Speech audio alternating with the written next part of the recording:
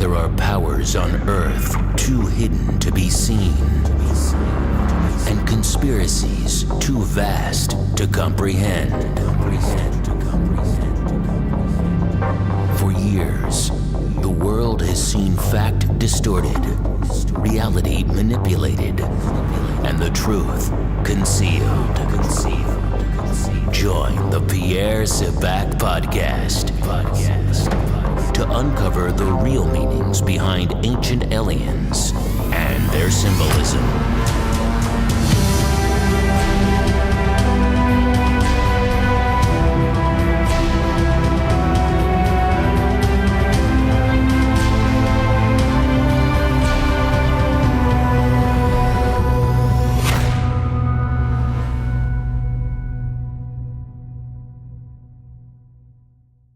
Hi, this is Pierre Sivak, unlocking the keys to the mysteries.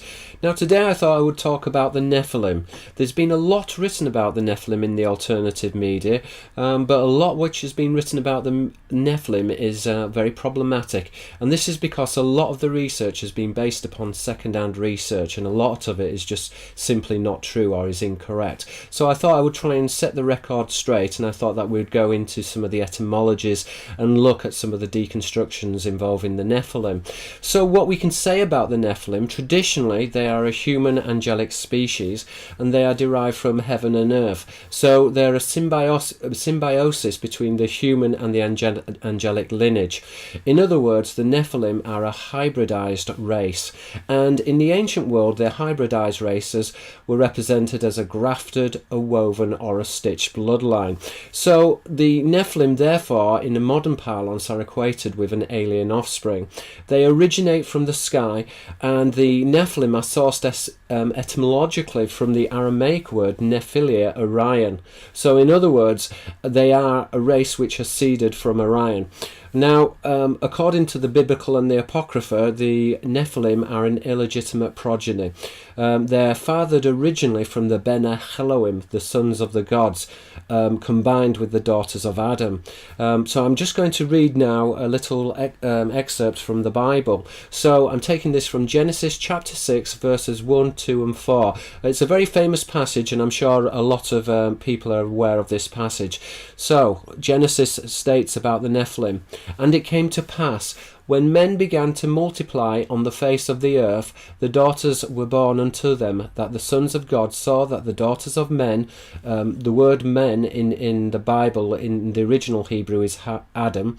So this were the Ben-Adam, the sons of Adam. So the sons of the gods saw that the daughters of men, that they were fair, and that they took them wives of all which they chose.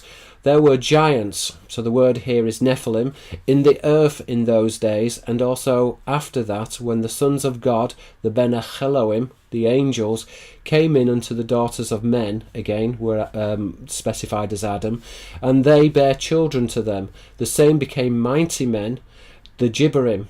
In Greek, the word Gibberim is translated as heroes, so they're equivalent to the heroes, which were of old men of renown. So that is a synopsis of the Nephilim.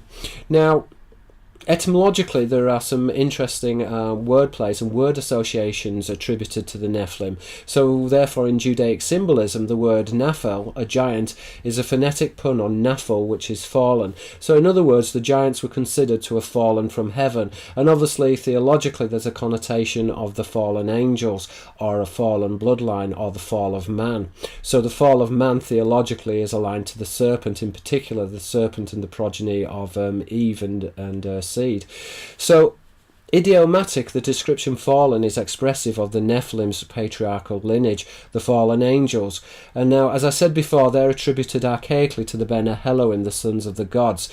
In the book of Genesis, the alternative names used commonly to signify the Nephilim are the Gibberim, Hebrew, the heroes, or the giants, a name translated into English as the mighty men. Now, the Gibberim specifically refers to the offspring of the Nephilim and the Adamic lineages, which were affiliated to the Nephilim, and their offspring were referred to as the Gibberim. Now again, we're seeing the repetition of the idea, because as we said before, there is the correlation between Nephilim and Nephilia Orion. Now in the Arabic and Hebrew, Gibbar Orion is a specification of the Gibberim. Now the Gibberim were translated as the heroes of old, and again the heroes of old were correlated with the Titans and the fall of the Titans, or the clash of the Titans. In the ancient traditions, the clash of the Titans were known as the Titan Maki, which was the battle of the Titans. This was the battle between heaven and earth, the fall of man. In the original sense, this was the fall of the anthropos, the fall of the archetypical races, which was specified as human, non-human and demonic. So what we have then is this relationship between the Nephilim and Nephilia Orion, and again the offspring of the Nephilim, which were referred to as the Gibberim, the heroes, and Gibbar Orion. Now this is very interesting, because obviously this is referring to a human angelic race from heaven. In other words, we could translate this as a starseed or a hybridized offspring. But again, within Masonic symbolism, this signifier of the Gibberim and the offspring of the Nephilim are signified with the G, which is found within Freemasonry. So typically within Freemasonry you get the set square, with sometimes it's combined with the motive of the flower. This would be the neophyte, neophytus, which are the newly planted. Again, the connotation is of phot, light, which is referring to the sons of light, or the Akzari, the brothers of light. Again, a word play on the Aramaic, Akzari, which is a brother of an angel, a brother of an alien. The two terms are synonymous. But anyway, going back to the set square, within Masonry, the set square is combined with the flower sometimes, and is also combined with the letter G. In this respect, this would be a signifier of the Gibberim, which would refer to Gibbar, which is a hero, and again we would have Gibbar as well, which would be Orion. So the combination of the set square and the compass, in the hieroglyphic it makes this rhombus shape, and the rhombus shape in this respect is used to represent the glyph of the woman's of the sexual organs, of the female sexual organs. But again, in the Greek, the etymology of rhombus relates to the etymology to turn, and this is interesting because it's a clayleptical symbol. When you translate that into Hebrew, you get the etymology of pana, which is to turn, which is related to ophan, which is a wheel, which is representational of the Ophanim wheels. So again, you're seeing these word plays in which the rhombus is referring to the wheel, which is representational of the Ben Sira, the son of a boat. Now, the stories of the Nephilim, the most traditional stories, are found in the Apocrypha and are certainly found within the book of Enoch and the appendices, which were the book of Noah. Now, according to the book of Enoch, the Nephilim are the children of the Watchers. As we said before, there is this relationship with the Watchers between Erin, which are the shining ones, or the Watchers, and they were described as vipers, and this is again picked up in the clayleptical symbol, or the transferal of the symbolism from Sopheth, a watcher, and Seraph, which is a serpent, again coming from the etymology of Seraph, which is fire. So the Nephilim are referred to as the children of the Watchers. So in other words, this is a combined offspring between the serpents, the Watchers who were described in the book of Amram, or in the Apocrypha of Amram, for example, as serpents, and the daughters of Adam, are of this human offspring. So they're referred to variously.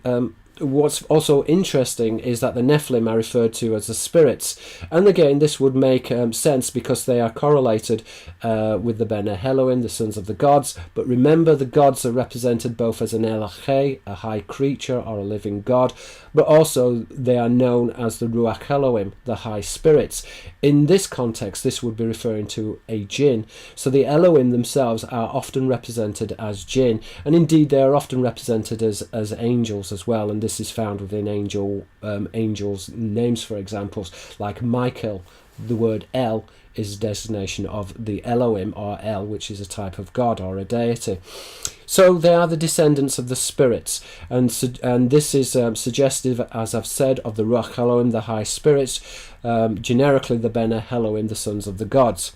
Now, in apocryphal literature, the categorization of a spirit, as I've said, is a metonym for the jinn. Now, the word jinn is translated into the Arabic as a seraphim, or should I say it's the other way around. The seraphim, the Hebrew etymology of seraphim is translated into the Arabic as a jinn. So the jinn and the seraphim are one. They are described as the shining ones because the jinn are born of fire. Fire is a signifier of Sirius, Sirius Aster, the scorching star. So we know that their origin or their progeny is correlated with Sirius. But as we said before, the combination of the offspring between heaven and earth is identified with Orion, as found in the etymologies of the Nephilim, Nephilia, which is Orion. Now, as the jinn, therefore, are able to dematerialize from physical reality, so they are known, therefore, as the ru'akh, Elohim, and the elakeh, as a high creature. So, they're a physical race of beings, and they're equated with a halakeh, a high creature, an entity which possesses the ability to dematerialize like a spirit. Now, as I've said before, this agency is signified or is understood or is polarized, and so you see this dichotomy between the corporeal and the spiritual form, which is associated technologically with the definition of a holographic culture. And as I've said before, the holographic culture is a group of beings who have disassembled the mechanics of reality, so they can disassociate from the physical parameters of reality. Now, in the scriptural tradition, the offspring of the Watchers are known as the giants, but they're also, not only are they referred to as evil spirits or spirits in the book of Enoch, but they're also emphasized as flesh and blood beings. So again, there is this correlation with this holographic culture. So I'm going to now quote from the book of Enoch, which is very interesting. In the book of Enoch, he writes, "Wherefore have ye, the Watchers, left the high, holy, and eternal heaven, and lain with women, and defiled yourselves with the daughters of men, and taken wives, and done like the children of earth, and begotten giants as your sons? And though ye were holy, spiritual, living the eternal life, you have defiled yourselves with the blood of women, and have begotten children with the blood of flesh. And now the giants who are produced from the spirits and the flesh shall be called evil spirits upon the earth, and on the earth shall be their dwelling." And again, there is this relationship in the Hebrew and in the Greek between the spirit and the flesh. So the spirit responds to the flesh, and they are very closely aligned together. Now, recorded in the biblical and apocryphal tradition, the unholy alliance between the Watchers and mankind are described idiomatically as a stitched bloodline, and this comparison is identified with the reframe, which are the spirits, a branch of demigod related to the Nephilim, the giants. So again, the Nephilim were referred to as the spirits, but again, the reframe themselves are also understood or described idiomatically in terms of the spirits, which would make them a type of jinn. Now, in the book of Enoch, the prophet refers to the Nephilim as the bastards and the reprobates, the children of fornication and the children of the Watchers. So the Watchers are the seraphim, which are the shining ones. They are unsanctioned, and therefore they are seen to be illegitimate. And so this race of demigods or royal race did not have the full sanction of the Elohim, so they were seen to be illegitimate. So I'm going to quote from the book of Enoch, and this describes this unholy alliance. "So thou seest that Azazel have done, who have taught all unrighteousness on earth, and revealed the eternal secrets which were preserved in heaven." So Azazel, he's related to the mutineering angels, and they were referred to and understood as mutineering angels. Again, because of this connotation that the angels were aligned to the host were crew members of naval vessels, which were depicted as the Ophanim wheels, or these circular vessels. So he taught all unrighteousness on earth, and revealed the eternal secrets which were preserved in heaven, which men were striving to learn. And Semjanza, to who thou have given authority to bear rule over his associates, and they have gone to the daughters of men upon the earth, and have slept with the women, and have defiled themselves, and revealed to them all kinds of sins, and the women have borne giants, and the whole earth has thereby been filled with blood and unrighteousness, with the angels, the Watchers, who have corrupted. So again, the Watchers, in this respect, again, is connoting the seraphim, and this unholy alliance with the fallen angels, which created the giants. The giants in this respect is not seen to be so literal, but is a signifier of Gibor, which would be Orion, is an astrological signifier of the star system. So what we can say, therefore, is that the angels, otherwise the seraphim or the watchers, are the fathers of the Nephilim. And this is an unlawful offspring which is culpable of destruction and violence. So they're associated with this war, both within heaven and earth. And this war really did centre upon this illegitimate bloodline which was not sanctioned, and which was attempting to usurp the rule of the kings and the rule of the Elohim. Now, according to the book of Genesis, the Elohim flooded the earth in order to remove the Nephilim. Now, this obviously, as a result of this led to the destruction of the Adamic races as well. Now, the flooding of the earth, or the deluge, is a tradition which is synonymous in Greek mythology with Atlantis and the War of the Titans. Again, this would be the Titanmachie within the Greek. Now, this is an epithalamic tradition, so this refers to the sacred gamos, or the marriage of heaven and earth, and this is really the couplings between angels and mankind, which are thought to inform the royal offspring. And this is certainly found within the Greek diptych paronomasia of the Greek word anax, a prince, which is a wordplay on the Hebrew classification Anak, a giant. Now, Anak originates from the sons of Anak, which are found within the Pentateuch. So the sons of Anak were referred to as a giant, and it's another name for the Nephilim, and they had various names in the Bible and within the Greek traditions for the Nephilim, or the Titans. So what we can say about the Nephilim is that they are a royal bloodline, or that they're an unsanctioned bloodline. Now, sections of the Ben Elohim, the sons of the gods, were affiliated to a royal bloodline, but certain sections of these bloodlines were unsanctioned, and therefore this caused a war within heaven. Now, the Nephilim therefore go back to the Elohim. The word Elohim is the word Elohim means the high ones, and this is why within English we use the word highness to refer to the monarch, because it has a connotation of the Elohim and the bloodline, or the angelic bloodline. Now, as I've said before in many lectures, and if you want to go back and look at these lectures, particularly my lectures on angels, you will see that there is this relationship between Malach, an angel, and Melech, a king. And this is because the king's bloodline is deemed to be angelic, and therefore the terminology or titular kingship is representational of the angelic host and of this bloodline, the Ben Sira, the sons of a boat. Now, the Nephilim therefore are descendants of the Ben Elohim, the sons of the high ones, or the Ben Sira, a son of a boat. And what we're seeing, therefore, is this combination between the Ben Adam, the sons of Adam, which were essentially the sons of Adam and the daughters of man, and these were combined with the Ben Elohim, the sons of the gods, and this created a grafted or a royal bloodline, which we said that sections or denominations of these bloodlines were unsanctioned and were thought to be illegitimate, hence the war in heaven and the destruction of the earth. So in summary then, we can say that the occult tradition reveals that the monarchical offspring is sourced traditionally from the fallen angels and is extracted from the seraphim, which is a serpent. As we said before, they used the shining one to refer to the seraphim, who were the race of the Watchers. The shining one refers to the brothers of light, or the Illuminati, and the brothers of light is a denomination of the star system Sirius, the scorching one, the shining one.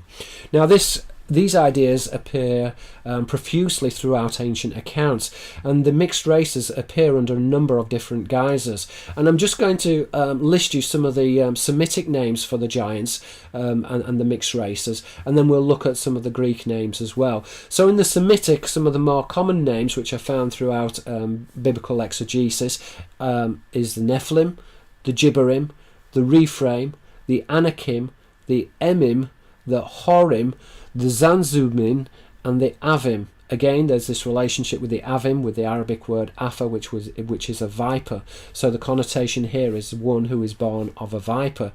The Rephaim means giants. It's translated as giants, but it's coming from the etymology both to stitch, so this idea of a stitch bloodline or a stitched race, and also you've got this connotation both of a stitched race but also of a spirit as well, because the word is sometimes translated in the Hebrew as a spirit or a ghost.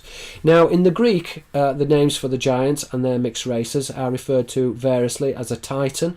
We see that there is also a relationship between Titan and Tatan, which was one of the ancient transliterations for the word Satan in Greek. So the offspring of Satan is seen to be linked to the offspring of the Titan. Again, there's a etymological comparison between Titan and Triton, which is a half man, half fish. The fish again is used to refer to beings which were affiliated to Sirius. The suggestion is that these beings were amphibian, and the combination between man and serpent or man and fish symbolizes the amphibian. The amphibian is one who is born from water, which is symbolically heaven, and can live on the land, which is earth. We also have the heroes, who we said were equivalent to the Gibberim, which were technically the sons of the Nephilim. And we've got Gigas, or the Gigants or Gigants, which were the giants. And lastly, we've also got the Archons, which link into the archangels. Now, as we said before, the word Archon is polymorphic. It means an angel, but it can also denote a ruler in the similar way that Malach, an angel, would refer to in the Hebrew, or as this connotation of Melech, a king. So there is this connotation of kingship, one who is born from a boat, the Ben Sira. Okay, that's basically a summary of the Nephilim. If you've enjoyed this video, then please give this video a thumbs up. I would ask that you try and pass these videos around as well, and please subscribe to my channel as well. Thank you very much. This is Pierre Sabak. Thank you for listening. Thank you. Let's make this a better world. Thank you.